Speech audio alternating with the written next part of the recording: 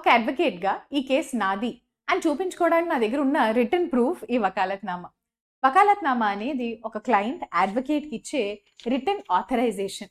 ఈ పలానా కేసులో కోర్టు వారి ముందర మీరే అపియర్ అవ్వండి, నా బదులుగా ఓరల్ ఫార్మాట్లో కానీ రిటర్న్ ఫార్మాట్లో కానీ చెప్పాల్సిన విషయాలు, ఆర్గ్యుమెంట్స్, ఫ్యాక్ట్స్ అన్నీ మీరే ప్రజెంట్ చేయండి అని చెప్తూ ఇచ్చే ఈ document is actually the foundational document. ఒక వకాలత్నామా డిసైడ్ చేస్తుంది మీకు ఆ కేసుకి ఉన్న మధ్యన ఉన్న కనెక్షన్. మనం కనుక ఒకవేళ ఫైనల్ ఇయర్ లా స్టూడెంట్స్గా ఇంటర్న్షిప్స్కి వెళ్ళినా ఆర్ మీ ఓన్ ప్రాక్టీస్ మీరు స్టార్ట్ చేస్తున్నా, ఒక సీనియర్ దగ్గర జూనియర్గా జాయిన్ అయినా డైలీ బేసిస్లో ఖచ్చితంగా ఫిలప్ చేయాల్సిన డాక్యుమెంట్ ఏది? ఈ వకాలత్నామా. అయితే ఇటువంటి వకాలత్నామాలో కనుక తప్పులు ఉంటే it's actually a big problem. Vakalatnama సరిగ్గా లేకపోతే ఫైల్ చేసిన డాక్యుమెంట్స్ ఆన్ రికార్డ్ తీసుకోరు. సిమిలర్లీ వ్యాలిడ్ వకాలత్నామా లేకుండా మీరు ఆ కేసులో కోర్టు వారి ముందర అపియర్ అయ్యి ఈవెన్ డేట్ కూడా తీసుకోలేరు, అడ్జర్న్మెంట్స్ కూడా అడగలేరు. మరి ఇలాంటి ఒక ఇంపార్టెంట్ డాక్యుమెంట్ని కరెక్ట్గా ఎలా ఫిల్ చేయాలి అనేది ఈ లెక్చర్లో చూద్దాం. వకాలత్నామా గురించి కూడా నేర్చుకునేటప్పుడు let start first with the basics. AP and తెలంగాణలో ఉన్న డిస్ట్రిక్ట్ కోర్ట్స్లో ఫస్ట్ ఎలా ఫైల్ చేయాలో చూసి హైకోర్టుకి వెళ్తే ఏం చేయాలి, మరి ఈ స్టేట్స్ కాదు మ్యామ్ అదర్ స్టేట్స్కి వెళ్తే అక్కడ వకాలత్నామా ఎలా ఉంటుందో అని కూడా చూసి, అండ్ దెన్ ఫైనలీ సుప్రీంకోర్టు లెవెల్లోకి వెళ్ళినప్పుడు ఎలా ఉంటుంది వకాలత్నామా, అక్కడ ఎలా ఫైల్ చేయాలి, ఇవన్నీ ఆస్పెక్ట్స్ నేర్చుకుందాం. సో లాస్ట్ వరకు మిస్ కాకుండా చూడండి. Let's start our discussion with the first draft, format number 1, dealing with AP and Telangana district కోర్ట్స్లో ఫైల్ చేసే వకాలత్నామా ఫార్మాట్. అయితే yes, different courts, different formats, డ్రాఫ్ట్కి ఎన్నో విషయాలు మారుతూ ఉంటాయి. బట్ కొన్ని గోల్డెన్ రూల్స్ అనేవి ఉంటాయి. These are like golden rules of drafting. అలాంటి గోల్డెన్ రూల్స్ ఆఫ్ డ్రాఫ్టింగ్లో ఉన్న first and the most important thing ఈ టైటిల్ సెక్షన్. ఇప్పుడు మనం ఎవరికైనా ఒక లెటర్ రాస్తున్నాం అనుకోండి, ఫర్ ఎగ్జాంపుల్ ఆ లెటర్లో టు సో అండ్ సో అని అయితే రాస్తాం కదా. ఎవరికి రాస్తున్నాం, ఎవరిని ఉద్దేశించి రాస్తున్నాం అనేది క్లియర్గా చెప్పాలి. సిమిలర్గా ఎనీ లీగల్ డాక్యుమెంట్లో ఇది అసలు ఏ కోర్టు ముందర ఫైల్ చేయడానికి ఈ డాక్యుమెంట్ రాస్తున్నాను అనేది మనం క్లియర్గా చెప్పాలి. సో అందుకని in any of the legal documents you will always see first will always be the court name. Now ఒక చిన్న ఎగ్జాంపుల్ తీసుకుందాం, సివిల్ కేసుతో అర్థం చేసుకుందాం. ఫస్ట్ ఒక ల్యాండ్ ఉందంట, ఆ ల్యాండ్ యొక్క పొజిషన్ ఎవరి దగ్గరికి వెళ్ళాలి అనేది లీగల్ డిస్ప్యూట్. అయితే ఈ ల్యాండ్ అనేది హైదరాబాద్లో ఉందంట. Okay, very good. మరి హైదరాబాద్లో ఉన్న ఈ ల్యాండ్ ఏ డిస్ట్రిక్ట్లోకి వస్తుంది అంటే రంగారెడ్డి డిస్ట్రిక్ట్లోకి వస్తుందంట. సో రంగారెడ్డి డిస్ట్రిక్ట్ కోర్ట్ కాంప్లెక్స్లో, ఇది ఎక్కడుంది? రంగారెడ్డి డిస్ట్రిక్ట్ కోర్ట్ కాంప్లెక్స్ హైదరాబాద్లో ఉన్న ఎల్బీ నగర్లో ఉంది. So Rangareddy district court complex which is in Hyderabad. ఈ డిస్ట్రిక్ట్ కోర్ట్ కాంప్లెక్స్లో ఉన్న వన్ పర్టిక్యులర్ జడ్జ్ ముందర కదా ఈ వకాలత్నామా అనేది ఫైల్ చేయాలి. సో ఆ జడ్జ్ ఎవరు అనేది మనం కరెక్ట్గా ఐడెంటిఫై చేయగలగాలి. In my example it is senior civil judge. అయితే మీరు కనుక ఆల్రెడీ అబ్జర్వ్ చేస్తుంటే రియల్ లైఫ్లో ఒక సీనియర్ సివిల్ జడ్జ్ ఉండరు ఒక డిస్ట్రిక్ట్ కోర్ట్ కాంప్లెక్స్కి. 6th junior civil judge, 8th senior civil judge, 4th so and so ఇలాగ ఉంటూ ఉంటాయి డెసిగ్నేషన్స్, నామినిక్లేచర్స్ అన్ని. సో లెట్ అస్ సే నా case 7th senior civil judge ముందరకు వచ్చింది అనుకోండి. సో నా కేసు ఎవరి దగ్గర అయితే ఉంటుందో వాళ్ళ పేరు ఫస్ట్ క్లియర్గా రాస్తాను, అది ఏ డిస్ట్రిక్ట్ కోర్ట్ కాంప్లెక్స్లో ఉంది అది రాసి, ఈ డిస్ట్రిక్ట్ కోర్ట్ కాంప్లెక్స్ ఎక్కడుంది అన్న ఊరి పేరు రాస్తాను. That is the common first title for all documents. Then comes the case number. First మనం ఏం చెప్పాం, కోర్ట్ టైటిల్ చెప్పేసిన తర్వాత కేస్ నంబర్ గురించి మాట్లాడుకుంటాం. అయితే ఇప్పుడు ఈ కేస్ గురించి మాట్లాడుకోవాలి అని అంటే some times we already know the case number at the time of filing, and some times ఈ కేస్ నంబర్ మనకు తెలియదు. ఫర్ ఎగ్జాంపుల్ ఇప్పుడు నేనే ఫస్ట్ టైం వెళ్ళి సూట్ స్టార్ట్ చేస్తున్నాను, నేనే ప్లేంటిఫ్ సైడ్ నుంచి వెళ్ళి నేనే కేసు స్టార్ట్ చేయబోతున్నాను. అలాంటప్పుడు నేను వకాలత్నామా ఫైల్ చేసేటప్పుడు ఇది ఇంకా నంబరింగ్ అయి ఉండదు ఈ డాక్యుమెంట్, కాబట్టి అప్పుడు డాష్ అని వదిలేస్తాం అనమాట. సపోజ్ ఆల్రెడీ నంబరింగ్ అయిపోయింది అనుకోండి, అప్పుడు ఆ నంబర్ ఇక్కడ ఫిల్ చేస్తాం. అసలు ఈ నంబరింగ్ మీనింగ్ ఏంటి? ఇక్కడ ఏం రాసింది చూడండి, ఓఎస్. ఓఎస్ అంటే ఒరిజినల్ సూట్ అని అర్థం. ఓఎస్ అంటే ఏంటి? Original suit. ఒరిజినల్ సూట్ అంటే ఏంటి ma'am? Any of the civil cases start అవ్వాలి అని అంటే ఫస్ట్ స్టెప్ మనం సూట్ ఫైల్ చేయడం. ఆ సూట్నే ఒరిజినల్ సూట్ అని అంటాం. ఈ నంబరింగ్ మీనింగ్ ఏంటి అని అంటే 2026 అన్న ఇయర్లో Rangareddy court complex, district court కాంప్లెక్స్లో ఇది 432 సూట్ అనమాట. అంటే దీనికంటే ముందర 2026 ఇయర్లో 431 సూట్స్ ఫైల్ అయ్యాయి అని దాని meaning in this court complex, right? So original suit so and so, number so and so, number లేకపోతే అది ఖాళీగా వదిలేస్తారు. ఇది ఒరిజినల్ సూట్ మాత్రమే కాదు, ఇది క్రిమినల్ కేసెస్ కూడా సేమ్ ఫార్మాటే అప్లై అవుతుంది. అప్పుడు ఇక్కడ టైటిల్ మారుతుంది. ఇది సివిల్ జడ్జెస్ కాబట్టి ఓఎస్ అని అన్నాం.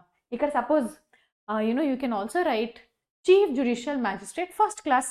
ఇక్కడ మ్యాజిస్ట్రేట్ కోర్ట్స్ ఉంటే అప్పుడు క్రిమినల్ మ్యాటర్స్ అవుతాయి కదా. క్రిమినల్ మ్యాటర్స్లో సిసి నంబర్ అని ఆర్ సిఆర్ఎల్ నంబర్ అని ఇలాగా డిఫరెంట్ అదర్ నామినోక్లేచర్స్ ఉంటాయి. సో దాన్ని బట్టి అది ఫిల్ చేయాలి మీరు, ఓకేనా? కేసు యొక్క నంబర్ చెప్పేశారు. ఇప్పుడు కేసు యొక్క పార్టీస్ పేర్లు రాయాలి.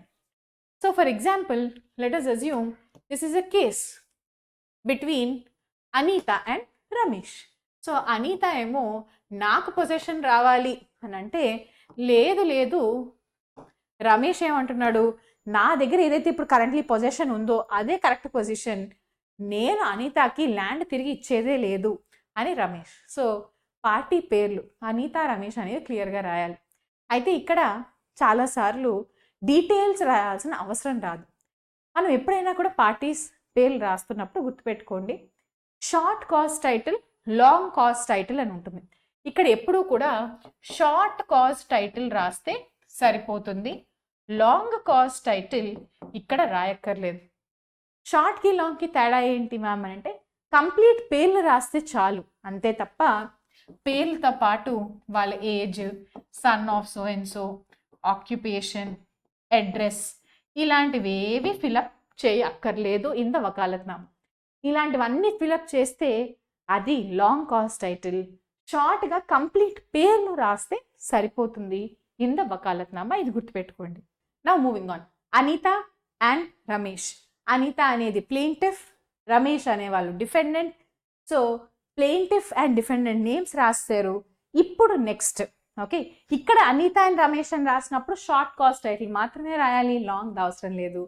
నౌ కమింగ్, ఇక్కడ ఇప్పుడు డాషెస్ ఉన్నాయి కదా, ఇక్కడ మన క్లయింట్ పేరు రాయాలి. సపోజ్ నేను కనుక అనిత తరపు నుంచి ఉన్న అడ్వకేట్ అయితే అప్పుడు అనిత కంప్లీట్ డీటెయిల్స్ రాయాలి, ఆర్ రమేష్ తరపున అయితే రమేష్ కంప్లీట్ డీటెయిల్స్ రాయాలి. So let us assume I'm actually on behalf of the plaintiff అని అనుకుందాం. Then I will write Anita, aged so and so, daughter of so and so, or wife of, either wife of or daughter of, complete details, residing at and చెప్పే address, residing at, occupation, currently teacher, housewife, whatever is the occupation, అది మొత్తం అంతా fill up చేయాలి. So ఇక్కడ అనిత రమేష్ అని రాసినప్పుడు ఏం రాశాను చూడండి, ఇక్కడ I have only written the short cause title, only the short cause title, long cause title అవసరం లేదు. But where I am filling my own client details, నా క్లయింట్ డీటెయిల్స్ ఇక్కడ ఫిల్ చేసినప్పుడు మాత్రమే ఇక్కడ లాంగ్ కాజ్ టైటిల్ లాగా complete details అనేవి నేను ఫిల్అప్ చేశాను. Okay, got it. Now sometimes ఒకలే క్లయింట్ ఉండరు, అనిత, సునీత ఇద్దరు సిస్టర్స్ ఉన్నారు. ఆ ఇద్దరు సిస్టర్స్ ఇక్కడ లెట్ us assume ప్లెయింటిఫ్గా ఉన్నారు అనుకోండి. 1 సెకండ్, డాక్యుమెంట్ కిందకి వెళ్ళిపోయింది. ఇక్కడ అనిత, సునీత ఇద్దరు ఉన్నారనుకోండి. అప్పుడు ఇక్కడ ఏమని రాస్తాను, అప్పుడు ఇక్కడ ఐ అనేది కొట్టేసి వి అని సెలెక్ట్ చేసుకొని వి పైన టిక్ మార్క్ పెట్టి అనిత డీటెయిల్స్తో పాటు ప్లస్ సునీత యొక్క డీటెయిల్స్ కూడా కంప్లీట్గా ఇక్కడ రాయాలన్నమాట. సో మల్టిపుల్ క్లయింట్స్ ఉంటే అప్పుడు వి అని సెలెక్ట్ చేసి వాళ్ళందరివి ప్లెయింటిఫ్ నెంబర్ 1, ప్లెయింటిఫ్ నెంబర్ 2 అని వాళ్ళ డీటెయిల్స్ అక్కడ ఫిల్ చేస్తాం. ఓకే, నెక్స్ట్, వీళ్ళెవరు అప్లికెంట్స్ కాదు, డిఫెండెంట్స్ కాదు. సో మిగతా అవన్నీ కొట్టేయచ్చు, ఓన్లీ ప్లెయింటిఫ్స్ కదా. సో ఇది ఒకటి టిక్ మార్క్ పెట్టి అప్లికెంట్స్, డిఫెండెంట్స్ ఇవన్నీ కొట్టేసి in the above matter do here by appoint and retain. So I'm appointing some advocate, I want to retain that advocate, and A advocate అన్న పేర్లు ఇక్కడ రాయాలన్నమాట. నేను చెప్తూ ఉన్నప్పుడే మీరు నోట్స్ అవన్నీ కూడా రాసుకోండి ఇంత డీటెయిల్డ్గా.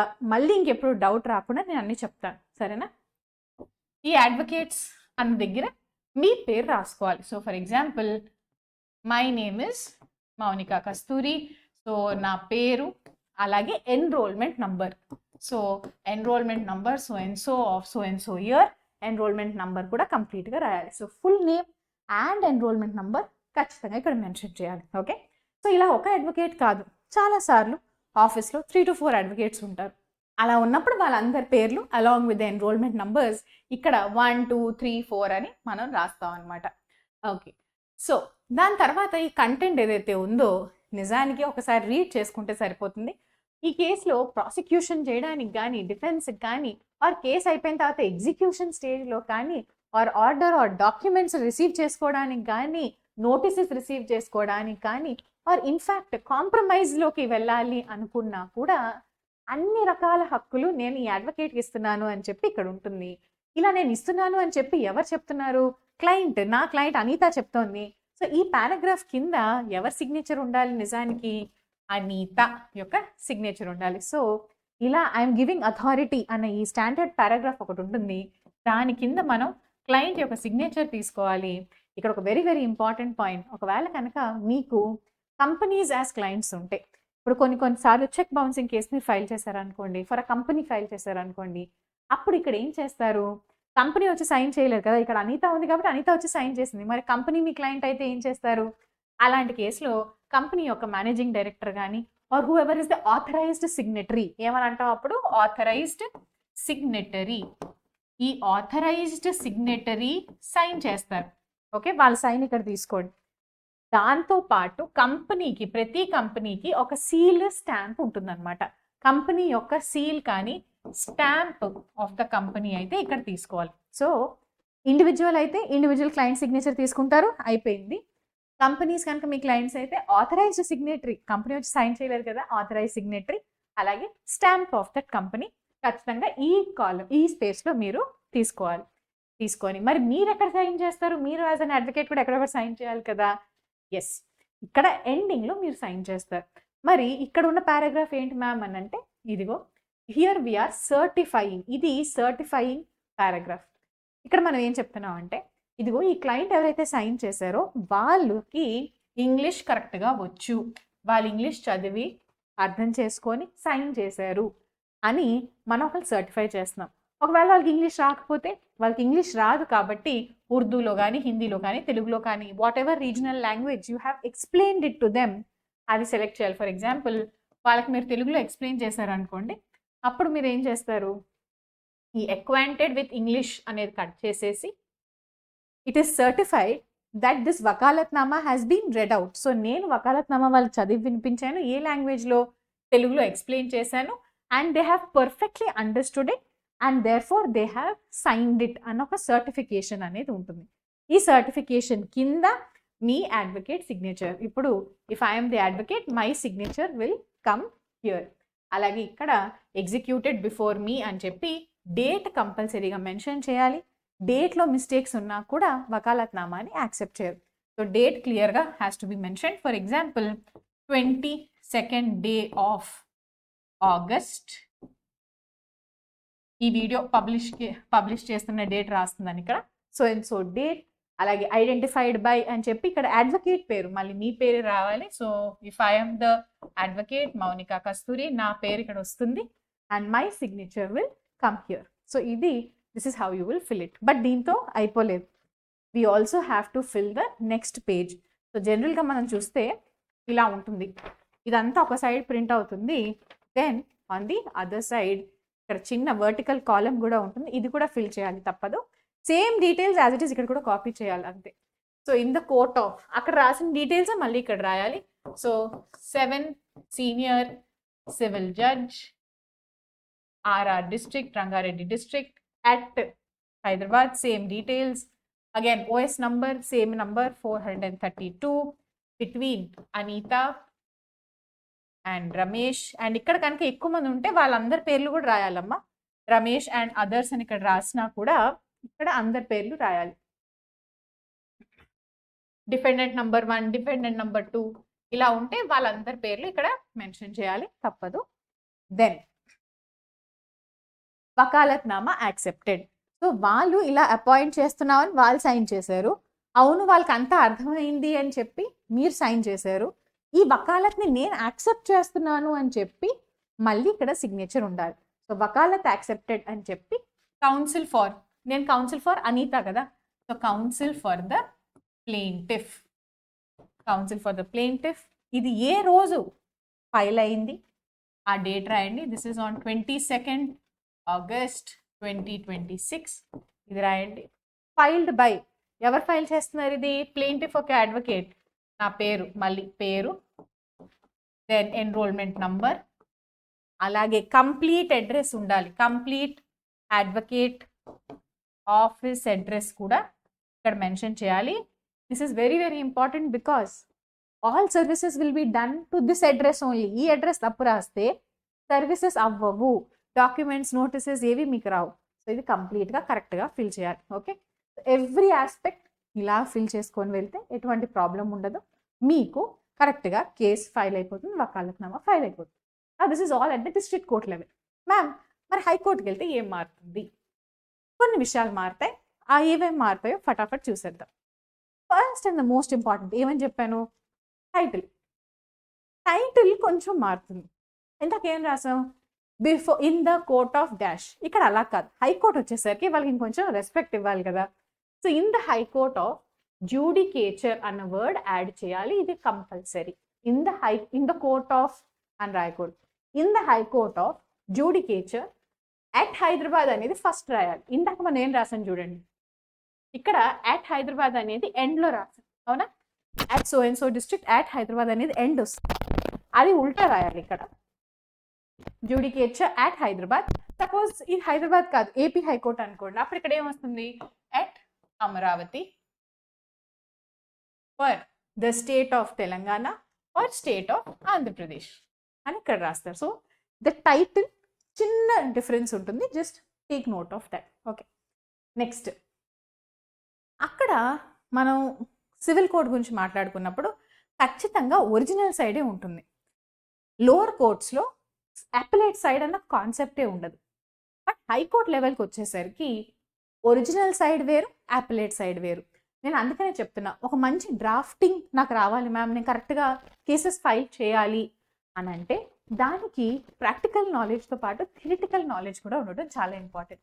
హైకోర్టులో ఒరిజినల్ సైడ్ కింద ఏ కేసెస్ వస్తాయి, హైకోర్టులో అపిలేట్ సైడ్ కింద ఏ కేసెస్ వస్తాయి, అపిలేట్ సైడ్లో సివిల్ కేసెస్ ఏంటి, క్రిమినల్ కేసెస్ ఏంటి, ఇలాగా ప్రతి దానికి కూడా ఎంతో థియరీ నాలెడ్జ్ ఉంటుంది. అదే నేను కోర్స్లో చెప్తాను.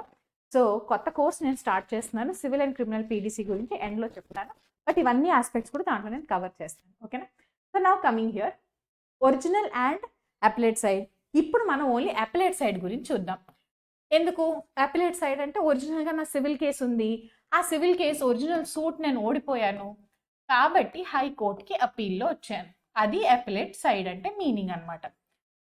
ఇక్కడ ప్లీజ్ పే అటెన్షన్, ఇలాగా అపీల్స్ గురించి రాసేటప్పుడు ఇక్కడ ఎప్పుడు గుర్తుపెట్టుకోండి, అగేన్స్ట్ అని ఒక వర్డ్ ఉంటుంది. అగేన్స్ట్ కింద మీరు ఓఎస్ నంబర్ రాయాలి. ఇక్కడ ఏం రాస్తారు? ఓఎస్ నంబర్ 432 ఆఫ్ 2026 అని ఒరిజినల్ కేస్ నంబర్ ఖచ్చితంగా రాయాలి. ఎక్కడ చెప్తున్నాను? Appeal side.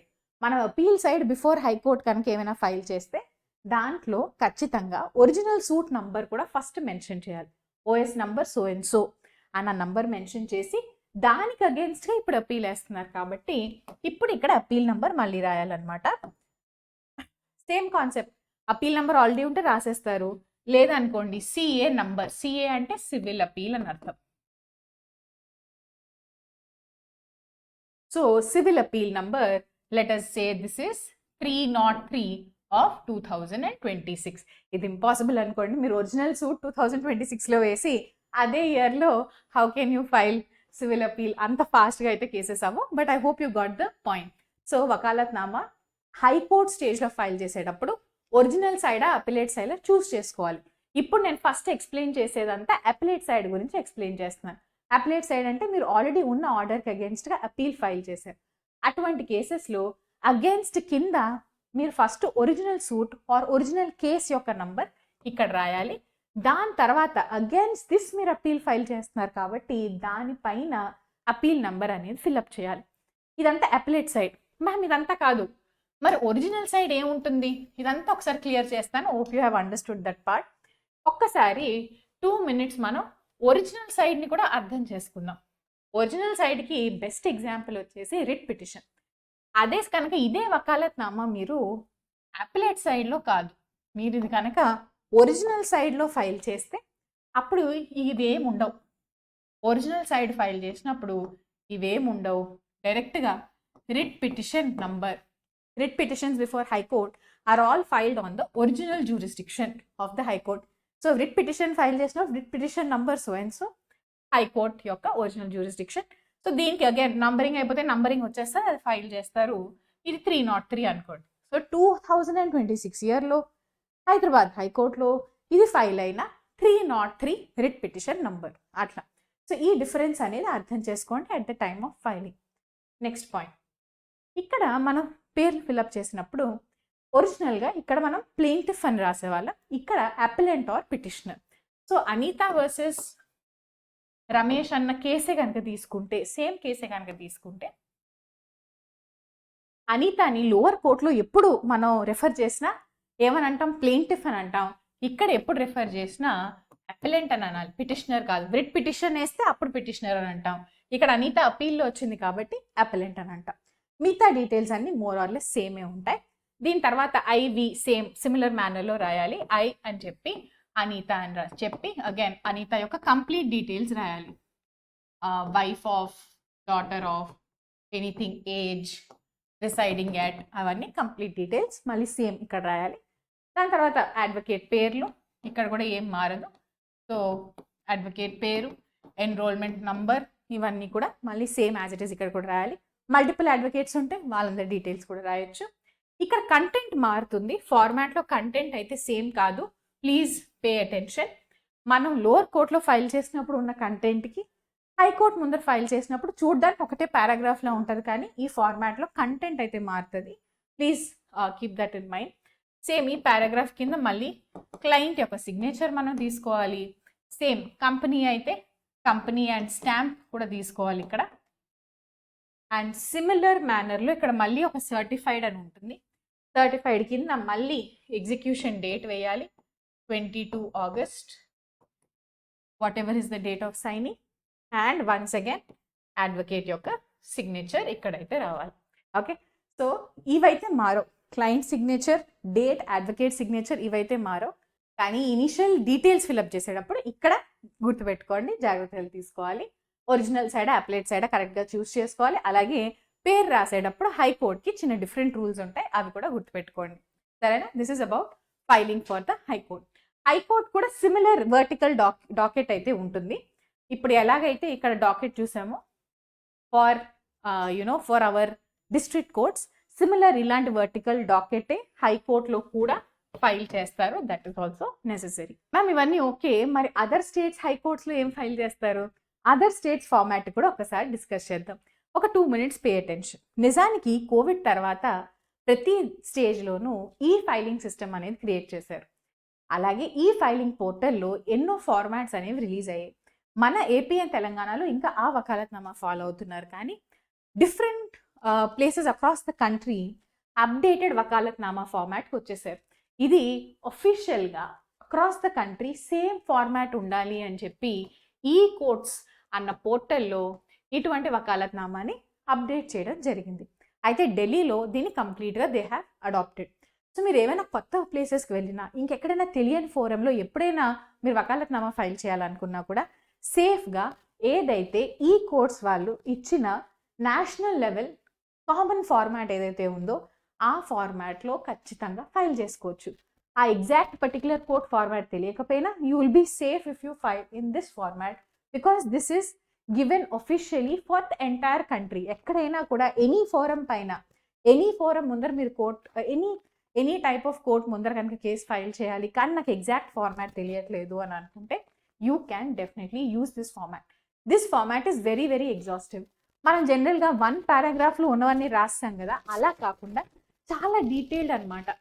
As you can see ఎగ్జాక్ట్గా దేనికి పవర్ ఇస్తున్నాం, దేనికి పవర్ ఇవ్వట్లేదు, క్లయింట్ దగ్గర ఉన్న రైట్స్ ఏంటి, అడ్వకేట్ దగ్గర ఉన్న రైట్స్ ఏంటి, ఫీజెస్ అనేవి ఎవ్రీ 3 years తర్వాత పెంచచ్చు అని చెప్పి ఎన్నో విషయాలని చాలా క్లియర్గా ఈ ఫార్మాట్లో రాస్తారు. ఈ ఫార్మాట్ యొక్క లింక్ నేను కింద ఇస్తాను. ఈ నేషనల్ లెవెల్ ఫార్మాట్ యొక్క లింక్ డిస్క్రిప్షన్ బాక్స్లో ఇస్తాను, కావాలంటే డౌన్లోడ్ చేసుకొని చూసుకోండి. అయితే ఎటువంటి వకాలత్నామా ఫైల్ చేసినా దాంట్లో 2 స్టాంపులు అనేవి ఖచ్చితంగా ఫైల్ చేయాలన్నమాట మనం. అందులో వచ్చేసి ఒకటి కోర్ట్ ఫీజ్ స్టాంప్, అలాగే ఇంకోటి వచ్చేసి అడ్వకేట్ వెల్ఫేర్ స్టాంప్ ఒకటి. ఈ 2 స్టాంపులు ఖచ్చితంగా మనం వకాలత్నామా పైన అంటించాలి. అడ్వకేట్ వెల్ఫేర్ స్టాంప్ వచ్చేసి ఫర్ 250 రూపీస్ ఉంటుంది. And court fee stamp district courts అయితే 2 రూపీస్ ఉంటుంది. అండ్ ఒకవేళ హైకోర్ట్ అయితే 3 రూపీస్ ఉంటుంది అనమాట. నిజానికి వీళ్ళు ఇచ్చిన ఈ కొత్త ఫార్మాట్లో ఈ డబ్బాలు ఏమనుకుంటున్నారు? ఈ డబ్బా మీనింగ్ ఏంటి అంటే ఇక్కడ స్టాంప్ అతికించండి అని చెప్తూ ఈ డబ్బా వాళ్ళు ఇచ్చారనమాట. సో ఇక్కడ నిజానికి కోర్ట్ ఫీజ్ యొక్క స్టాంప్ ఇక్కడ అంటిస్తారు. అలాగే ఇక్కడ ఇంకొక డబ్బా ఉంటుంది. ఇక్కడ ఈ కాలం దగ్గర ఇక్కడ ఇంకో డబ్బా వేసి ఇక్కడ అడ్వకేట్ వెల్ఫేర్ స్టాంప్ ఏదైతే ఉందో వెల్ఫేర్ స్టాంప్ని ఇక్కడ అంటిస్తారనమాట ఒరిజినల్ ఫార్మాట్లో. సో అలాగా స్టాంపింగ్కి కూడా they have given specific places. మనం ఇన్ జనరల్గా ఇదిగో ఇలాంటి ఫైల్ చేసినప్పుడు దీని బ్యాక్ సైడ్ ఇది వర్టికల్ కాలం నేను ఫిల్ చేసేస్తాను కదా, ఇటు సైడ్ మిగిలింది కదా, ఇక్కడ 2 స్టాంపులు అతికిస్తాం అనమాట. కోర్ట్ ఫీజెస్కి అలాగే అడ్వకేట్ వెల్ఫేర్కి ఇటు సైడే స్టాంప్స్ అనేవి అతికించేసి ఫైల్ చేస్తారు. ఓకేనా, that is about it. Now మరి నేషనల్ లెవెల్ ఎలా ఫైల్ చేయాలి మ్యామ్ అని అంటే this is actually pretty simple. Same method in the court of అని చెప్పి నేమ్ ఆఫ్ ద కోర్ట్తో పాటు లొకేటెడ్ యాక్ట్ అన్న యాక్ట్ కూడా మనం ఇక్కడ రాయాలి. అలాగే సూటా, అపీలా, సిడబ్ల్యూపియా ఏదైతే అది ఆ నంబరింగ్ ఇక్కడ రాస్తాం. అలాగే ఇన్ రే అంటే ఇన్ రెఫరెన్స్ టు పార్టీస్ పేర్లు ఇక్కడ రాయాలి. సేమ్ అనిత వర్సెస్ రమేష్ ఇక్కడ ఫిలప్ చేసి దెన్ నో ఆల్ అని చెప్పి I/V అని చెప్పి ఎవరెవరైతే మన పార్టీస్ మన క్లయింట్స్ ఉంటారో క్లయింట్ యొక్క లాంగ్ డీటెయిల్స్ అంటే complete details of the client same ఇక్కడ ఫిల్ చేసి దాని తర్వాత who has to be the advocate, advocate పేర్లు కావాలి కదా. Hereinafter called as the advocate, ఎవరా అడ్వకేట్ ఆ పేరు ఇక్కడ జస్ట్ బిలో దిస్ ఇక్కడ రాస్తాం అనమాట. So once again name, enrolment number రాసేసి so and so will be called as our advocate. ఇవన్నీ terms and conditions, so many terms and conditions. మళ్ళీ ఎండింగ్కి same so and so I'm the witness certification ఉంటుంది ఇక్కడ కూడా. ఇక్కడ once again on this day, so ఇక్కడ date అన్నీ ఇక్కడ రాస్తాం. సో 22 ఆగస్ట్ 2026 యాజ్ ఇట్ ఈస్ రాసి ఇక్కడ క్లయింట్ యొక్క సిగ్నేచర్ అండ్ అడ్వకేట్ యొక్క సిగ్నేచర్ ఇక్కడ తీసుకుంటాం అనమాట. సో ఇక్కడ క్లయింట్ సిగ్నేచర్, అడ్వకేట్ సిగ్నేచర్ 2 పక్కన వస్తాయి ఈ ఫార్మాట్లో. ఓకేనా, ఇక్కడ 2 క్లయింట్స్ వస్తే 2, ఒకవేళ 3 క్లయింట్స్ ఉన్నారు అనుకోండి, క్లయింట్ 1, క్లయింట్ 2, క్లయింట్ 3, ముగ్గురు ఇక్కడే 1, 2, 3 అని సైన్ పెడతారు. సిమిలర్లీ ఒక అడ్వకేట్ కాదు, ఫర్మ్ ఆఫ్ అడ్వకేట్స్ ఉన్నారు అనుకోండి, అడ్వకేట్ 1, అడ్వకేట్ 2, అడ్వకేట్ 3, 1, 2, 3 ఇక్కడ వాళ్ళు సైన్ పెట్టేస్తారు, అయిపోతుంది. That's it. ఇంకా దీనికి మళ్ళీ వర్టికల్ కాలం అంటూ ఏం ఉండదు. మనం ఇందాక తెలంగాణకి అండ్ ఏపీకి చూసినట్టు వర్టికల్ కాలమ్స్ అనేవి ఈ నేషనల్ లెవెల్ ఫార్మాట్లో అయితే ఉండవు. మరి ఇవన్నీ కాదు మ్యామ్, సుప్రీంకోర్టు ఫార్మాట్ ఏంటి? గుర్తుపెట్టుకోండి, సుప్రీంకోర్టులో వకాలత్నామా అనేది ఓన్లీ అడ్వకేట్ ఆన్ రికార్డే ఫైల్ చేయగలరు. కాబట్టి vakalatnama before the supreme court of India gives authority to only 1 person who advocate on record. So ఇది ఈ ఫార్మాట్లో. సో అడ్వకేట్ ఆన్ రికార్డ్ పేరు ఇక్కడ ఫిల్ చేసేసి once again advocate of record కూడా దేర్ ఓన్ స్పెసిఫిక్ నంబర్ ఉంటుంది. AOR నంబర్ వేరేగా ఉంటుంది, ఎన్రోల్మెంట్ నంబర్ వేరు, AOR నంబర్ వేరు.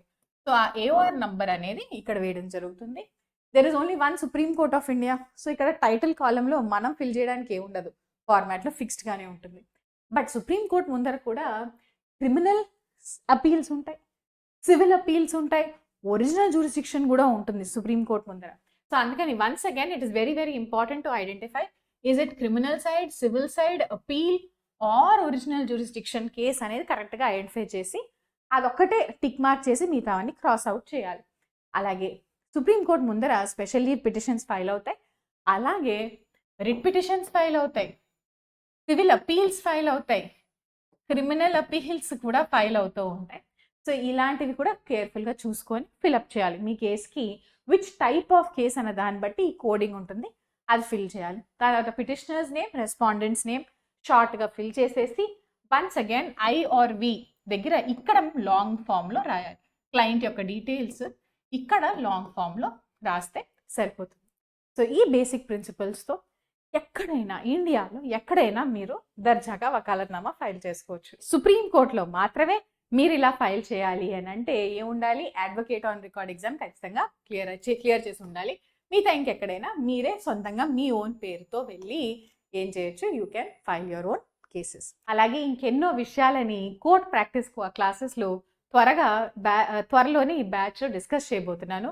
మనం కంప్లీట్ బేసిక్స్ నుంచి everything we will be covering in this batch, starting from the absolute basics. అసలు క్లయింట్స్తో ఎలా మాట్లాడాలి, వాళ్ళ నుంచి ఇన్ఫర్మేషన్ ఎలా తీసుకోవాలి, ఒక కేసు డ్రాఫ్టింగ్ స్టార్ట్ చేసే ముందర మీ దగ్గర ఏవేవి రెడీగా ఉండాలి, సైటేషన్స్ ఎలా చదవాలి, ఎలా వెతకాలి, లీగల్ రీసెర్చ్ గురించి డిస్కస్ చేస్తూ coming to the drafting part, plaints ఎలా డ్రాఫ్ట్ చేయాలి, బేసిక్ రూల్స్ ఏంటి, అసలు ప్లేన్స్ ఎందుకు రిజెక్ట్ అవుతాయి, మన ప్లేన్ రిజెక్ట్ అవ్వకుండా ఉండాలంటే ఎటువంటి జాగ్రత్తలు తీసుకోవాలి, clause by clause cause of action ఎలా రాయాలి, వాల్యుయేషన్ ఎలా చేయాలి, జ్యూరిస్డిక్షన్ క్లాజ్ని ఎలాగ మనం క్లియర్గా డ్రాఫ్ట్ చేయాలి, లిమిటేషన్ ఇస్ వెరీ ఇంపార్టెంట్. ఒక ప్లేంట్ గురించి మాట్లాడుకుంటున్నాం అంటే లిమిటేషన్ క్లియర్గా రాయాలి. ఆ లిమిటేషన్ యాక్ట్లో లిమిటేషన్ ఎలా క్యాలిక్యులేట్ చేయాలి, క్యాలిక్యులేట్ చేసిన దాన్ని క్లియర్గా ఎలా కమ్యూనికేట్ చేయాలి జడ్జ్కి, అలాంటి ఎవ్రీ ఆస్పెక్ట్ కవర్ చేస్తాను. డిఫరెంట్ టైప్స్ ఆఫ్ ప్లేంట్ యొక్క ఫార్మాట్స్, ప్లేంట్స్కి ఇవ్వాల్సిన రిప్లైస్, రిటర్న్ స్టేట్మెంట్లో డిఫరెంట్ డిఫెన్సెస్. అంతేకాదు మన సివిల్ సైడ్లో injunctions are very very important. Injunctions, stay orders, interim reliefs, ఇవన్నిటితో పాటు family related issues, divorce cases, maintenance cases, వాటి గురించి డిస్కస్ చేస్తాను. సివిల్ మాత్రమే కాదు, క్రిమినల్ లా కూడా మనం కంప్లీట్గా డిస్కస్ చేస్తాం. ఈ బ్యాచ్ అనేది it is starting from 4th of September అండి. I'll just share the details also. ఇప్పుడు చూడండి, క్రిమినల్ కోర్ట్స్లో bail, complaints, petitions, trial, different stages of trial, prior to the trial what are all the different stages, ఆ స్టేజెస్లో ఏమేం చేయాలి, under the special laws, domestic violence act, POCSO, NDPS act, ఇటువంటి special cases వచ్చినప్పుడు ఏం చేయాలి, criminal కేసెస్లో appeal ఎలా, రివిజన్ ఎలా, క్రిమినల్ రివిజన్ బిఫోర్ హైకోర్టు ఎలా ఫైల్ చేయాలి, రిట్ పిటిషన్స్ ఎలా ఫైల్ చేయాలి, హైకోర్టు ముందర క్వాషనింగ్ అప్లికేషన్స్ ఎలా డ్రాఫ్ట్ చేయాలి, ఎలా ఫైల్ చేయాలి, ఇలాంటి కంప్లీట్ ఇన్ఫర్మేషన్ అనేది ఈ బ్యాచ్లో నేను ప్రొవైడ్ చేస్తున్నాను. అయితే this is all starting from 4th September నుంచి క్లాసెస్ ఉంటాయి. నెక్స్ట్ ఇయర్ March 2027 వరకు ఉంటుంది. It's a very lengthy comprehensive course covering all aspects, civil, criminal సంబంధించిన కోర్స్ సంబంధించిన ప్రాక్టీస్ అండ్ డ్రాఫ్టింగ్ ఆస్పెక్ట్స్ అన్నిటి గురించి కంప్లీట్ క్లారిటీ ఇచ్చే విధంగా ఈ బ్యాచ్ నేను క్రియేట్ చేశాను. అయితే ఈ క్లాసెస్ అన్ని లైవ్లో ఉంటాయి, జూమ్ లెక్చర్స్ ఉంటాయి. తర్వాత ఆఫ్ కోర్స్ మిస్ అయితే రికార్డింగ్, అలాగే లేటర్ ఆన్ రివిజన్ పర్పసెస్ కోసమైనా అప్ టు 1 year అంటే 2027 September వరకు కూడా మీరు క్లాసెస్, మెటీరియల్స్, డ్రాఫ్ట్స్ అన్నీ కూడా యాక్సెస్ చేయొచ్చు. అలాగే నేను షేర్ చేసే డాక్యుమెంట్స్, డ్రాఫ్ట్స్ ఇవన్నీ PDFs మీరు డౌన్లోడ్ చేసుకొని లేటర్ ఆన్ మీ ప్రాక్టీస్లో కూడా డిఫరెంట్ ఫైలింగ్స్లో యూజ్ చేసుకోవచ్చు. సో మీకు కనుక ఇంట్రెస్ట్ ఉంటే ఈ డీటెయిల్స్ అన్ని, వెబ్సైట్ డీటెయిల్స్, లింక్స్ అన్నీ కూడా డిస్క్రిప్షన్ బాక్స్, పిన్ కమెంట్లో ఉంటాయి. ఒకసారి వెళ్ళి చూడండి. See you all.